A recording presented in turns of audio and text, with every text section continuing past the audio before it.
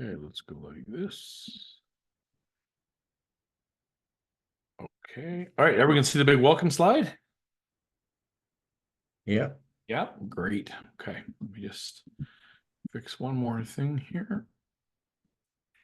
And there we go. All right. Well, hey, crew, thanks. This is sort of our, not sort of, this is our spring webinar, and we're already chatting about next ones and what they might look like. So these have been really, I have to tell you, selfishly, they've been really fun. And hopefully, if nothing else, we get a bit lucky and stumble on a couple of nuggets that fall your way, and maybe have a small impact on your coaching or your enjoyment, or whatever that looks like in your local program. So today's topic, which is having fun coaching.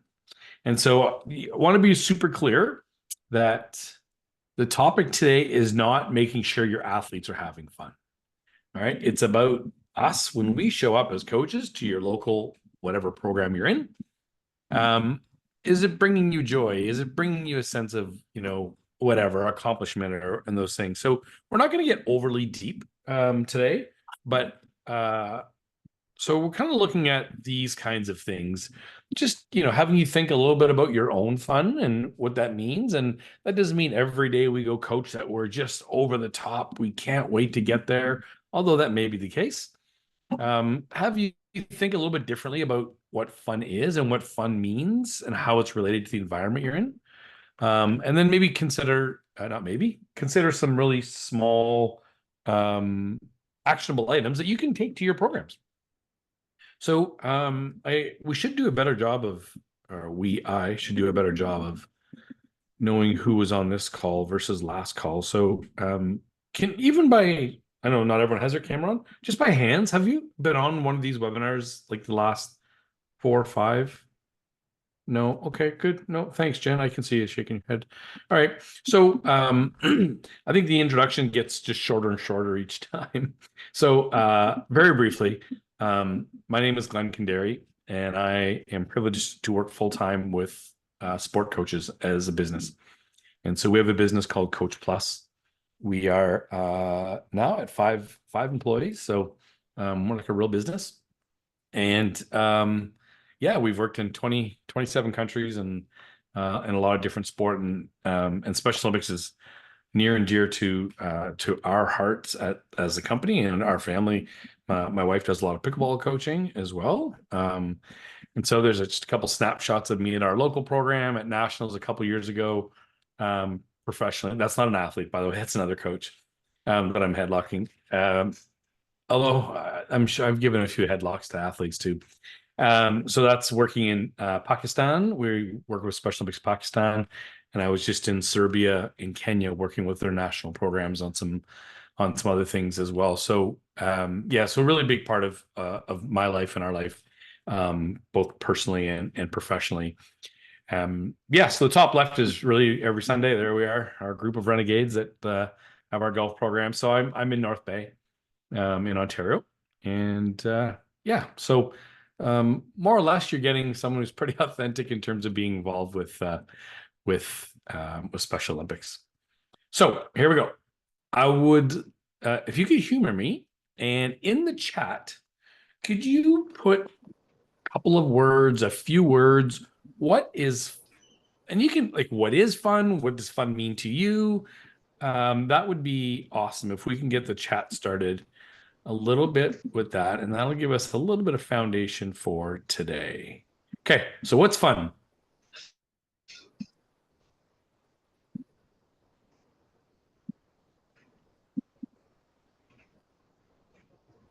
Interesting. Okay.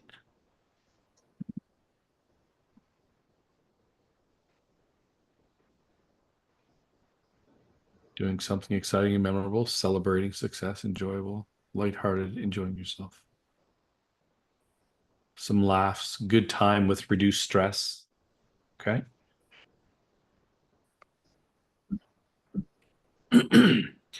So you fell right into the trap. No, there was no trap. Although I did suspect that some of the feedback would kind of come the way that it has here. And of course, these are all proper definitions or examples of fun. And I want to be clear for today, what we're not going to use as a baseline for today's discussion is this, which is a version of fun. Yes, absolutely. And it would fit a lot of your, some laughing, good times with reduced stress, being with people, memorable, enjoyable, those things, lighthearted. So, this photo, random photo I found, really speaks to this. My question is, have you ever done something that you would say it wasn't necessarily enjoyable at the time, but later on you would say that was fun? Yeah, a couple of heads. An example, if you're welcome, yeah, you're welcome to either use the chat or come on, open your mic. Not to center you out, Jen, but I saw your head nodding first. Yeah, let's share an example of something that wasn't, yeah, I'll say.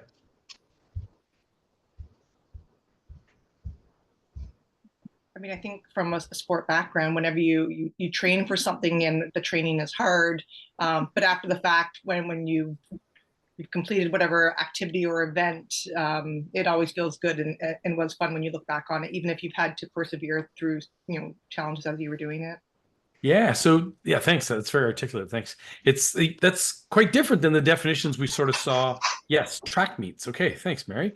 Trying a new sport and feeling a bit out of your depth. Yeah, or feeling uncomfortable. Right? You see people who have run marathons. You see them at the end. They're not having the fun that you described at the beginning, but it's not long before they register for their next one. Right? So you see these kind of things, being. I'm gonna mute a couple people here. There we go. And so maybe this will be a little bit new when we say being exposed to a bit of new information today. These are this is real stuff. So the fun scale is a real thing, right? So type 1 is when it's fun at the moment and it's fun to remember after and reflect on, right? That birthday party, it was actually fun to plan, it was fun to do, and it was fun later on. Type 2 fun, which is really where we're going to focus a little bit more here. I wouldn't say miserable. This is not an academic definition, but it's often maybe not enjoyable at the moment. It might not be lighthearted. So you might be coaching in a very serious, like if you go to the NCAA, watching those coaches in the moment, that's like type 2 fun, right? It's like stressful at the time. There's a lot of pressures and media, but when it's done, it's like, that was fun. So, and then type 3 fun, you can see when it's actually not fun. During, before, after. That might be a relationship. It might have been you wrote a book and it wasn't fun doing it. Even on the end, you're like, I'm not doing that again, sort of idea. Um, so sure, type 1 and type 2, I mean, they're all sort of related, obviously, but we want to spend more time in this kind of idea of type 2 fun today and thinking about yeah, what we can do. That doesn't mean we're not having, popsicles and balloons and, whatever we're doing at times in our coaching program, that's for sure.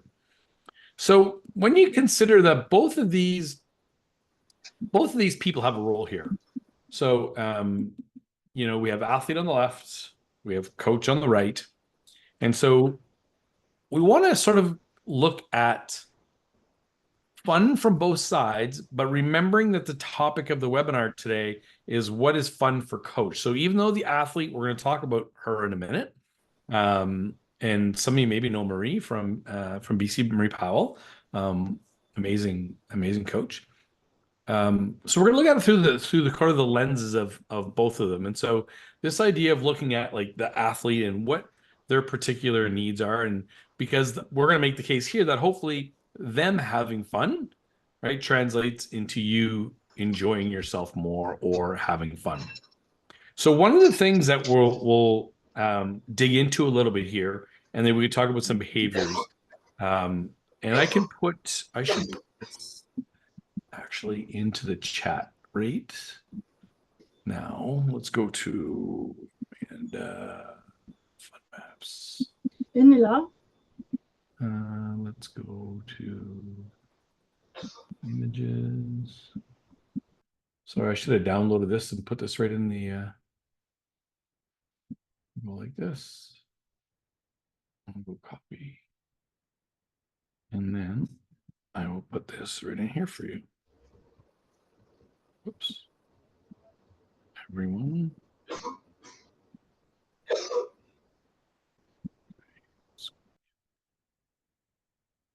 All right. So I can't quite get in there right now. I'll get it in a few minutes, but I want to expose you to this. So there is a researcher in the US at George Washington University. So this is obviously a very simplified.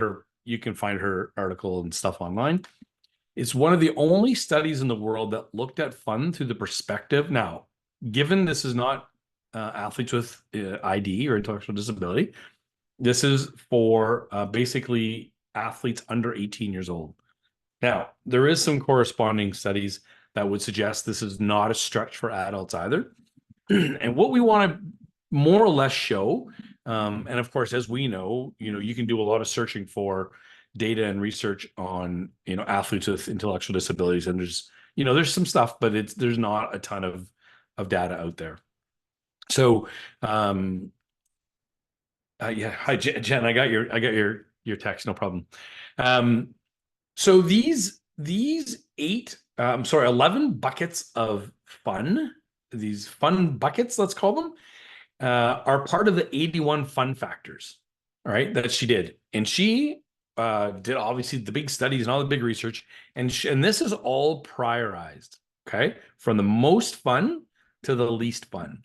And that doesn't mean that getting your picture taken, which is the last one here, is not fun. It's just not as fun as the one before it and the one before it and so on. So I show you this as a way for us to consider, if you think about on the far left-hand side, trying hard, having positive team dynamics or a positive environment, and positive coaching are the gold, silver, bronze medalist in us building an environment that people say is fun. Okay, we know that learning is fun. This has been researched for decades and decades and decades, right? And this stands true for children and adults. So within each of these buckets, so trying your best, in Amanda's research, they said that was the thing that was the most fun of any of the 81 factors, right? And I don't think we often think of things like trying hard, trying again, right? Learning, being gritty. We don't think of those necessarily as fun because they don't fall into the type 1 fun factor. If you look over at number 10, right? Showing team spirit with ribbons, signs, high-fiving, end of scene parties, end of year parties, right? Team cheers. Okay, we think of that as that, and it is fun at the moment. But what we know is that all is irrelevant if the first few factors are not met. Athletes will still quit a program no matter how good your cheers are, no matter how nice your hoodies are, and all the stuff that goes with it. So the challenge here is to start to think a little bit as coaches to say, all right, we have some information of what people have said over and over is fun. How am I setting up my program in such a way that these things are happening? Right? And that's fine that we do sometimes very rote drills. That's okay. How are we challenging them to be a bit grittier? How are we putting up more constraints to make it harder, right? And when they start to get better at it, we actually make it harder again. So they never fully get it, right? How do we create this environment where, confidence becomes the fifth bullet down or something like that, where confidence becomes a big part of the activity. But confidence doesn't mean that you made 5 baskets in a row, therefore you should be confident, because then when they miss 5 in a row, right, they become unconfident by definition. So what we're saying here is, how can we create an environment where they have to try and try again? And that in itself, with some reflection and some stuff from coach saying, here's some feedback, this is what builds a deeper longer lasting confidence, which I think we would all agree is a very fun thing. Okay.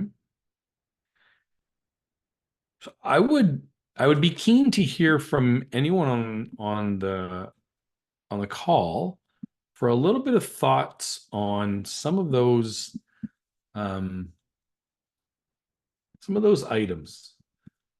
I'm going to put a link to some of Amanda's work. Yeah, what thoughts do you have when you see that?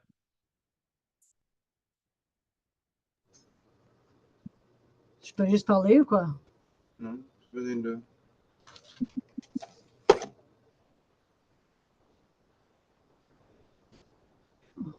I would say now that you've explained it, it makes a lot of sense. Mm-hmm. I mean, I've had, some kids maybe quit teams in other organizations because there's a lot of swag and stuff, but the team effort together wasn't there. Yeah, thank you. So, Anne-Marie. Hello. Anne-Marie, I keep muting you and you unmute yourself. So I'm just going to ask you to stay on mute, okay?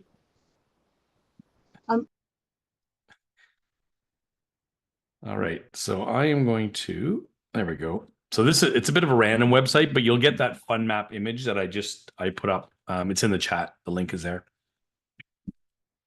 Okay, yeah. So thanks, Sherry. Yeah, absolutely, right. And we're not knocking swag. Like, who doesn't love, good stuff? But it's in as you all know, it's in conjunction with, right? So we could easily do 3 or 4 hours just on this one graphic, or obviously not. So when we think about taking these things, like these are outcomes in a way, right? We think about what are the behaviors that us as coaches can then take on that would be supportive of these things, right? So some simple things that we can start to think about that'll encourage this idea of you having more fun. Okay, so again, I know we just spent 5 minutes or 7 minutes talking about things that athletes say are fun. We are having this discussion so you feel a little more motivated, so you feel a little more inspired that when you get there, that their level of fun is feeding your soul, right? And is filling up your fun cup. We'll talk about that in a minute. All right. So what do we need to do for some of those behaviors and the fun maps to get met, and for you essentially to have a good time, right? And I'm not speeching. I'm not finger wagging at you. I can be as unorganized as the next person, but for sure, showing up to your training sessions, to your competitions with an actual plan, with a piece of paper on a clipboard or an iPad with note or whatever, as opposed to I have some ideas for today, right? I don't know about you, but I know that when I show up with just ideas, it never is as invigorating. It's never as enjoyable. There's less laughing. There's more standing around, and it's not fun for me, right? I actually get the sweats a little bit thinking I'm not prepared, and this is not how I wanted today to go. Right? Let's really like those. I'm sure some of you are head coaches in your local programs or otherwise, and some of you are assistant coaches. If you are head coaches, let's make sure that our assistant coaches know what's going on, right? If we have this plan ahead of it, right? We can text it, we can email it, we can fax it if we have to, right? But this idea, even if it's an hour ahead or even if it's half an hour, so that another coach gets there and there's, we can all then start to look at the social side of the fun that you get to have. You can spend time with athletes. You can spend time with the other coaches, maybe parents or caregivers or whatever, but it's not running around trying to take your random ideas and put them into action.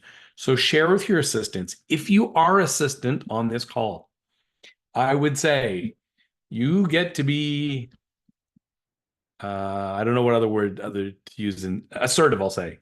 Assertive with your head coaches. I would love to know what we're doing before I arrive, right? So I don't think it's out of the ordinary. I don't think it's asking too much to say to a head coach or whoever is leading that night, can you send me what the plan is so I can be ready to make sure we're all having a good time? I love this. This is we do this in certain parts of our business and our life, is the good news circle, right? So we know that it's fun to learn about other people. I think we all know our athletes as athletes, and some of them better than others. But for us, a good news circle is just 10 or 12 athletes sitting around, and they get to share one thing that happened since you saw them last. It could be they had their favorite meal, they got a new phone, they got a new pair of shoes, like whatever it is, but it adds a whole layer of personal relationship building. And then you have lots to build on too as the practice is going on, to say, oh, those new shoes, yeah, I'd love to, tell me more about them. And you can have these great conversations, which I would say typically are quite enjoyable for us as coaches. Integrating a life skill of the day. All right, so yeah, we get there, we're all doing technical, tactical, and we all like to do offense and defense, whatever your sport is. And if you're swimming, you're swimming your repeats and those things. But can we talk about also some of the other things, right? Some of the life skills that they're talking about, collaborating with each other, right? Greeting people, right? Advocating for themselves, whatever life skill of the day comes up, and then you integrate that right into your coaching days. It doesn't mean if you're going to have, I'll just use collaboration again as the life skill. You're not going to talk about it and have this like 10-minute talk about it. You're going to integrate it seamlessly into your sessions where they have to collaborate with each other and maybe problem solve with one another and those kinds of things. If you haven't done anything like this, I will assure you, it's very, very enjoyable for them, for the athletes. And I think you'll find it quite rewarding. And to come back to the word fun, quite fun as coaches as well.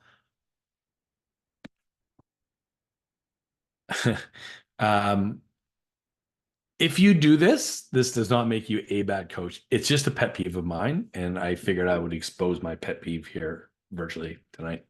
So I don't understand why we say we're going to have a fun game at the end of practice when the idea is, we want to integrate these game situations and this kind of fun throughout, right? I think when we say we'll have a game at the end, we're thinking type 1 fun. Let's come back and say, let's have type 2 fun for the entire practice, right? So if you're familiar, this probably should be a sub-bullet. If you're familiar with teaching games for understanding as an example, right? Or a constraints-led approach to coaching. So these are games where athletes are learning stuff because of the way you've set the game up. All right. So there may be a tactic where they can't use a certain portion of the field. I'm just saying soccer, right? And because they can't use that, they have to learn how to get open differently, right? And they will do it because the situation of the game forces them to. And so there's environments where it's really fun, lots of learning, high levels of engagement, and we're not sort of standing behind them on the driving range saying, one more ball, all right, 5 more, and it just is not maybe the energy level. And I think it doesn't, for us as coaches, on the enjoyment scale, is probably in most cases quite low when we can watch them actively be involved in the sport while they learn. Can we add, is it possible to ask the group to add 1 or 2 or even 3 to this list? This is just my sample list. What else can we add of things that you can do in a training session that will, at the end, make it more fun, probably for both of you, for them and you?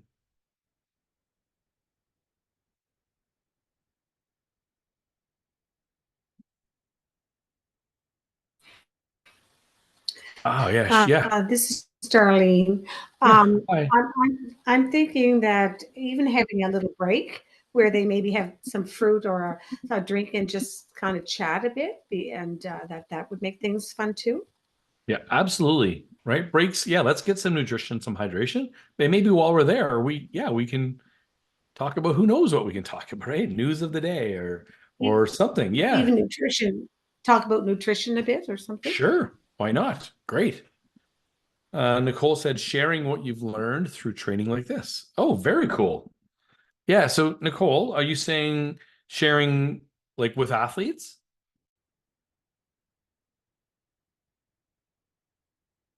And fellow coaches. Yeah, perfect.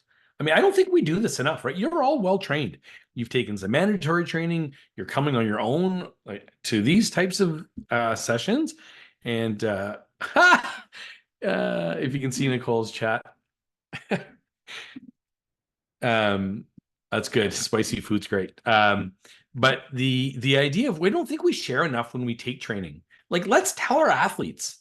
They tell you stories when you get there. Hey, everyone, I took this session last night on, let's try some of those things. You want to give me a hand, athletes, and like help me? Yeah, of course they will. Right. So this is a sign. We'll get into this. It's actually a transformational coaching behavior. It's a really great point, Nicole. Thanks for bringing it up. And it is a segue into what we'll talk about in a few minutes. Okay. So let's talk a little bit about Marie, not Marie literally, but the idea of the coach. So what we did is we sort of focused on some things that will affect training sessions, look at the fun maps, look at some sample ideas that we just listed here. The question that I have for you is, what are you working on right now? Right? What coaching skills are you trying to get better at? And so when I ask this question, so right now we work with somewhere close to 100 coaches in our business. And we'll say to them, like, okay, so what are you working on right now? And they'll say things like, trying to get the team more motivated. I'll say, okay, trying to get our power play better in hockey. I say, okay, like, but that's what you want them to do. What skills do you need to develop to get them to do that? And I'm going to include myself in this. Coaches, we suck at really being intentional on our own development.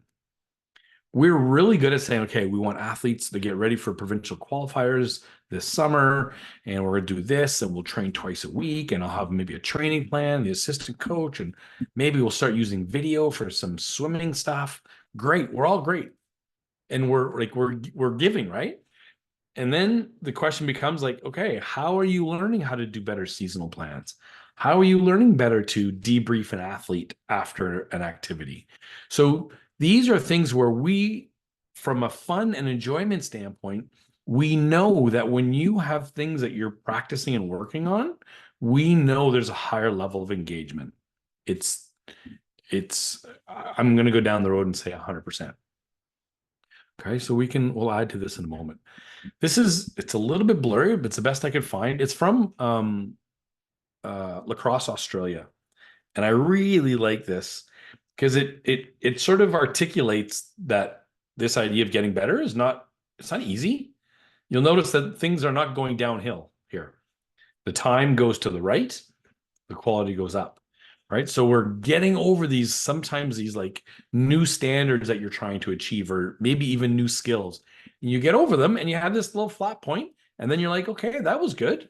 Now what? Right now, how am I'm stretching athletes when they get better. So how am I doing that with myself? Now I go uphill. And so, like I say, I really like this image. So this doesn't mean that you have to be spending hours and hours, doing formal development plans and those things. No, but it is to say that, I find it immensely frustrating that in a way to support coaches is that coaches don't get time to practice coaching. Right? Athletes get all kinds of time to practice, and they get feedback to boot. Right? And they get it sometimes from really good people like you. And then we say, okay, come back next week. And it's okay to make mistakes. Like, no one is saying to coaches, hey, it's okay to make mistakes when you're coaching. And here, I'll give you some feedback and you can go practice. Imagine saying, hey, team, we're going to have our basketball practice today. And I'm not worried about you at all. I'm just worried about some new skills I'm trying to practice. Like, it doesn't make sense. So even when you are trying new things, sometimes it's like on the corner of your desk in a kind of analogy. So we want to be able to start to think about new skills that you can take on. Okay, I have a new little debriefing framework, right? It's so simple. It's got just 2-3 little points. I'm going to have a go at that today when I'm at the end of practice with a couple of athletes. In absence of doing that, I will make the case that I think it becomes quite I think we fall in the trap of, well, I'm not very good at this, and I am good at that, and it's kind of like this binary. And so I just think we could be better at being intentional around your own development. I gotta sneeze. Maybe not. So, right, reflection and learning is fun. We've said this a few times. And so, part of us having fun learning is to be able to have some reflection that is a little bit structured, even, as opposed to driving home saying, "Oh, that session sucked." I mean, that's a reflection, sure. I'm not sure it's really driving necessarily change. But,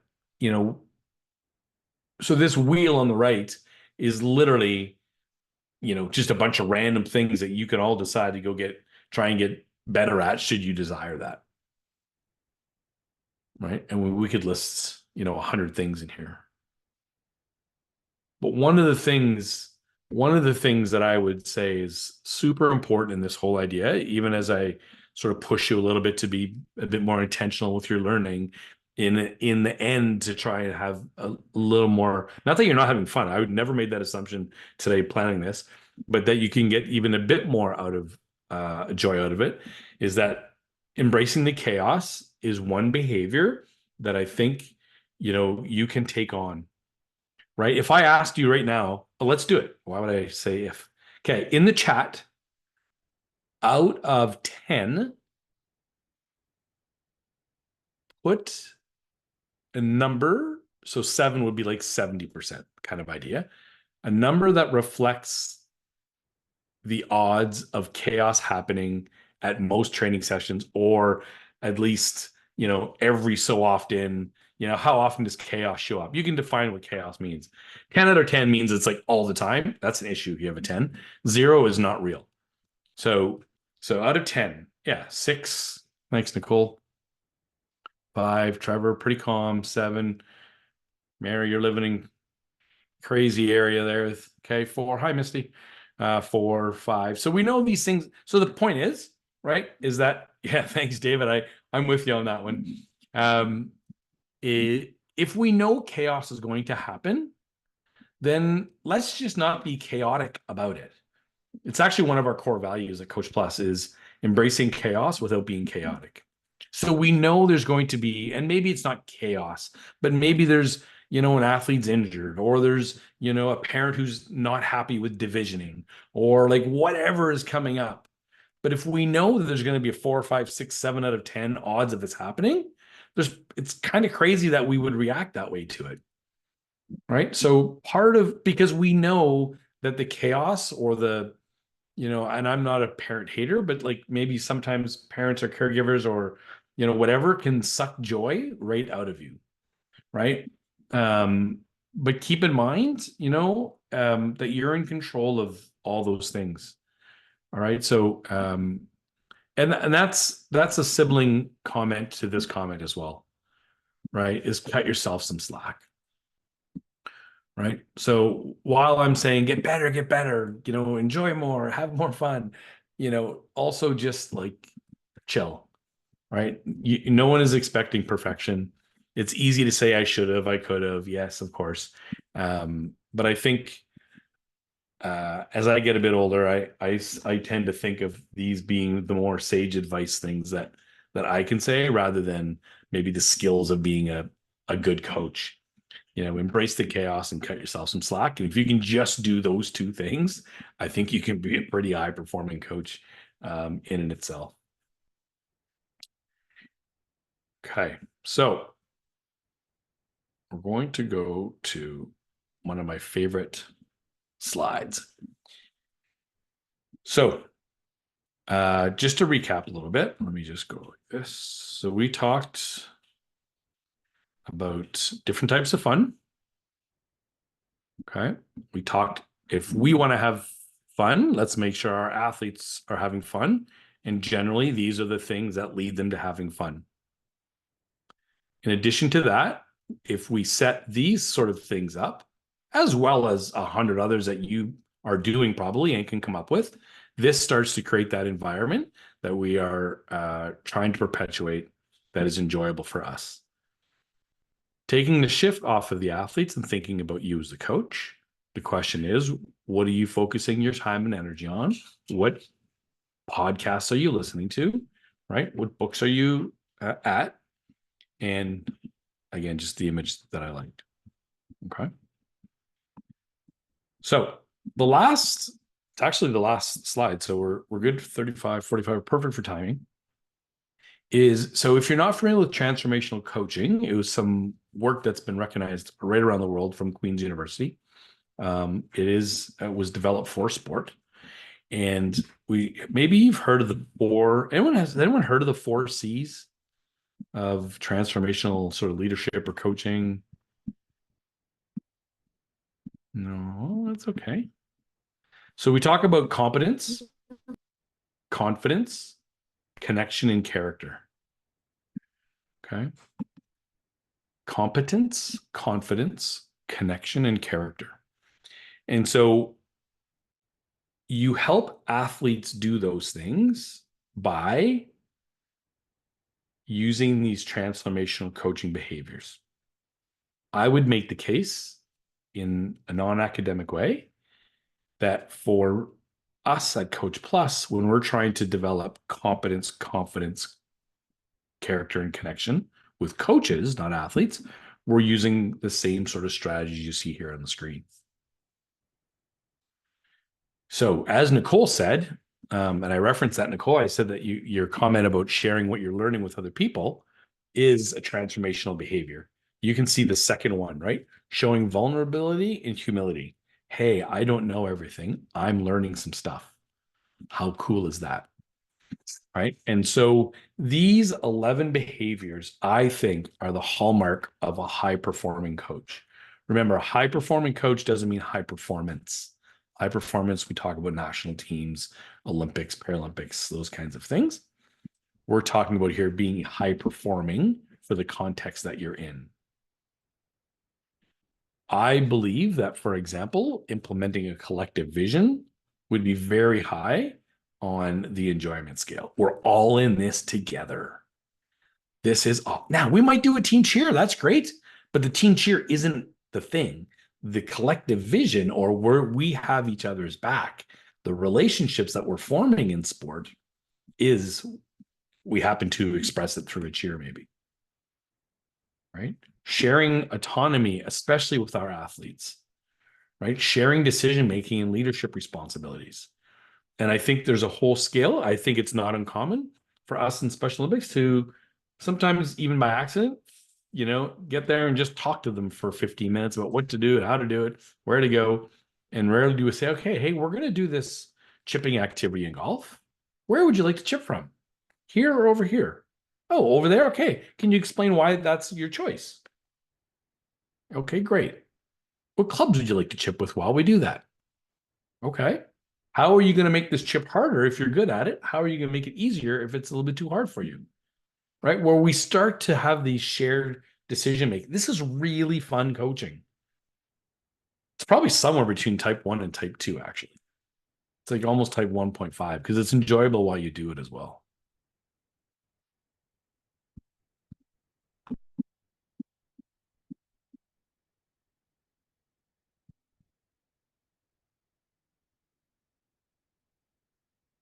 So we've been doing these for like 45 minutes and then spending some time chatting a little bit. So we're at the 40-minute mark now.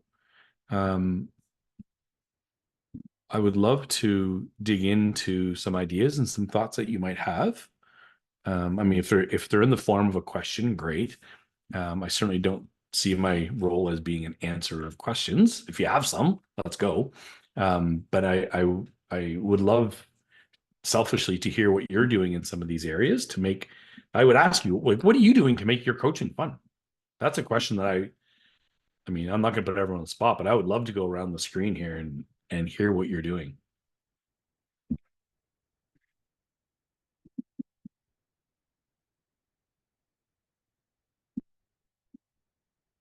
What do we got?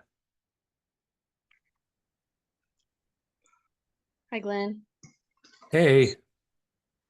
So one of the things that I do for golf is we always do warm up at the driving range and I give them, we have like these buckets, like barrels out on the driving range, and we give them a target to try and hit, and whoever hits the bucket gets to choose the teams for the night. So there's like an incentive for them, and they're working on their skills, and they're working on direction and targets and stuff like that. And then another one for putting skills is I like to set up, it looks like a little mini carnival, so that there's all kinds of putting games that they do, that they're developing their skills and they're competing against one another and having fun, but learning and developing. And then for skiing, I like doing things like playing tug of war. So they're learning their edging and stuff like that. And we play soccer with skis on and different things like that. Yeah, amazing. Thanks, Misty. Yeah, lots of solid ideas. Yeah, great. It's nice to see you. Yeah, Nicole, finding ways to connect with athletes and making them laugh. So Nicole, do you have any an idea or two about how do you connect?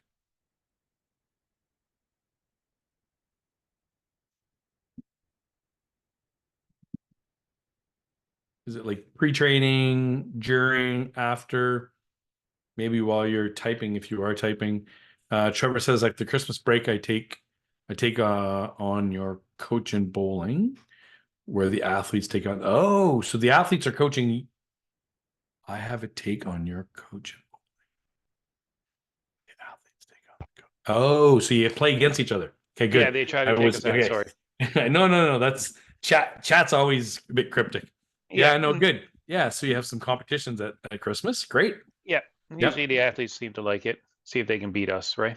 Yeah, Some of course. can, some can't. So, you know.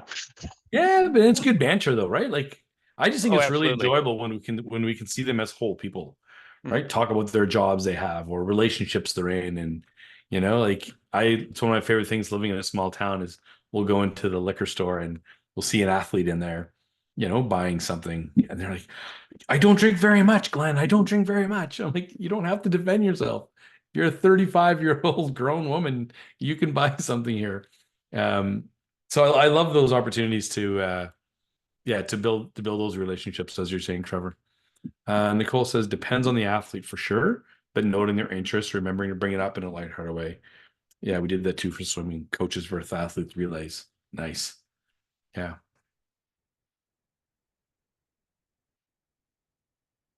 Because coaching, there can be a lot of withdrawals, right? In coaching, a lot of energy withdrawals, a lot of time withdrawals, maybe even financial withdrawals, and so we have to ensure that we're filling up, that the ledger is sort of at least trying to balance itself out, and that we're making some deposits. And that's really what we're talking about today, right? We're talking about depositing into the other half of the ledger so that it's not always a withdrawal, so that you can sustain, you can stay coaching for a long time and not feel like, we talk about being burnt out or tired or whatever. Mary said, at the season wrap-up party, the athletes are given water balloons for an athlete versus coach's water balloon fight.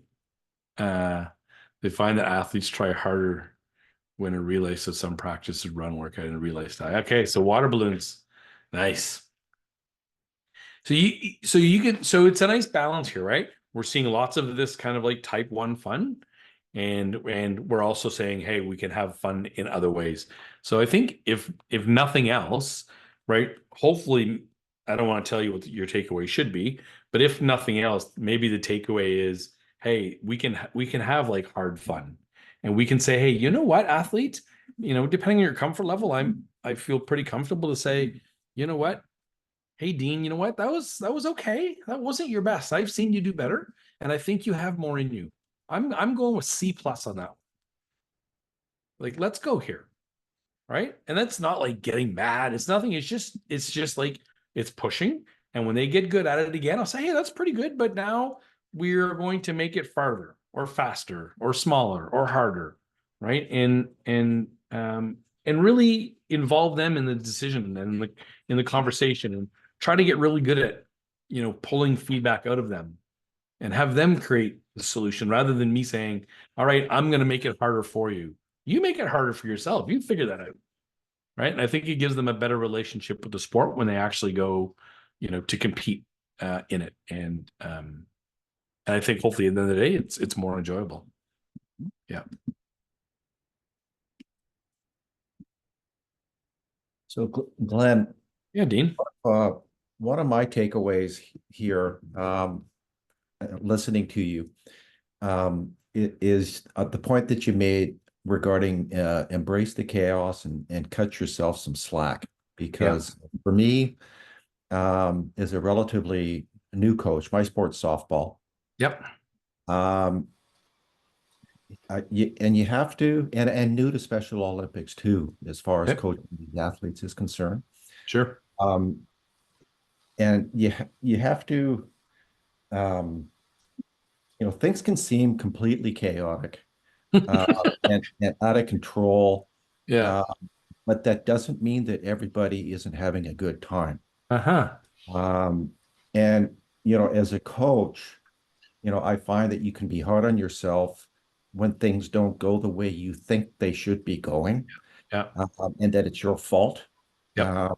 But what I'm learning and listening to you talking, I mean, that's not the case. And you have to kind of adjust your thinking, particularly with Special Olympics, because, and remind yourself that, your perception of what's happening is not the same as what the perception is of the athlete happening. Of course it's not. And they're enjoying the heck out of themselves, even if Yeah. things aren't going the way you thought and hoped that they should go. Yeah. So, and for that reason, don't, as you said, cut yourself some slack. Yeah. Yeah. Thanks for reinforcing that point.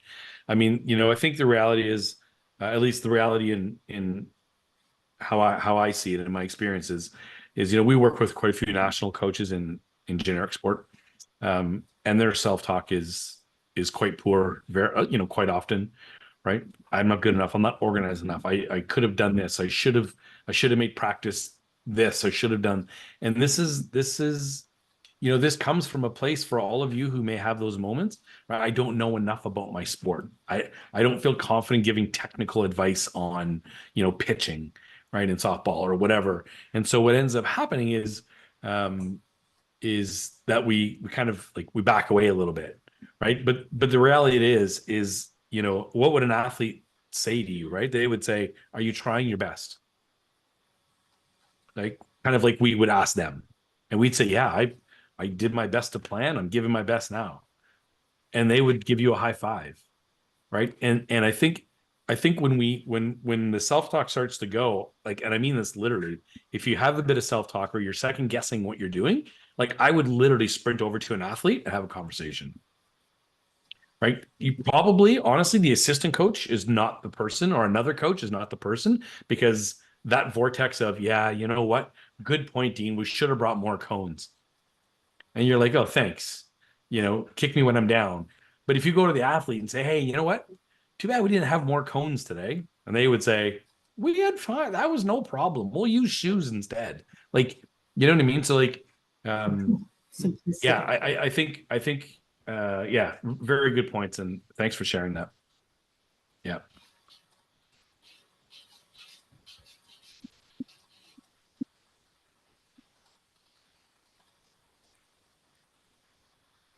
Dan, are you in hiding right now?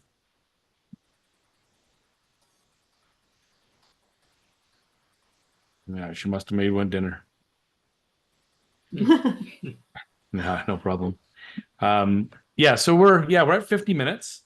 So certainly don't want to force anything past the conversation. If there's some other things we want to put on the table, great. I will definitely stay on till the end if there's someone who wants to chat a little bit more offline. I don't know if I usually do this or not, but I'll definitely put in my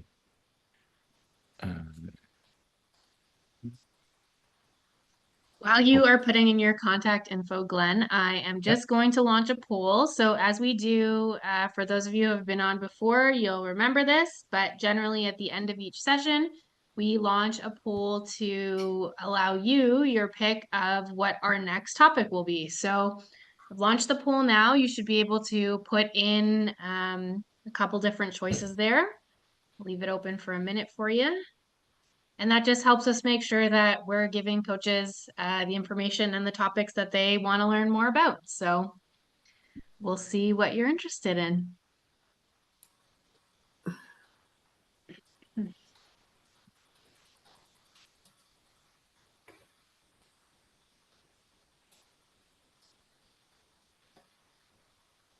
The old feedback. That would be a fun one to do. Yep.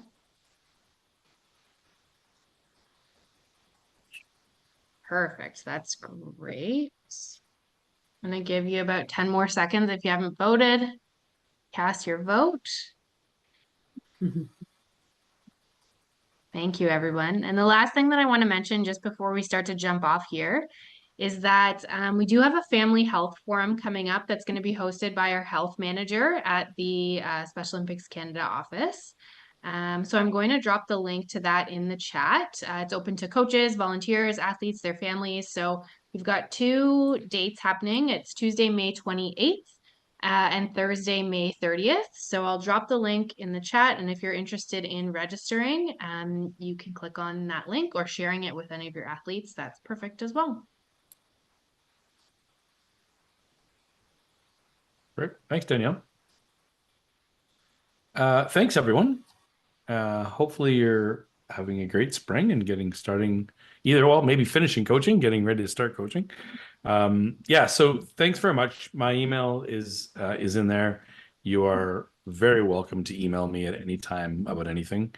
Yeah, I always enjoy hanging out with coaches. So thanks for the evening, and good night.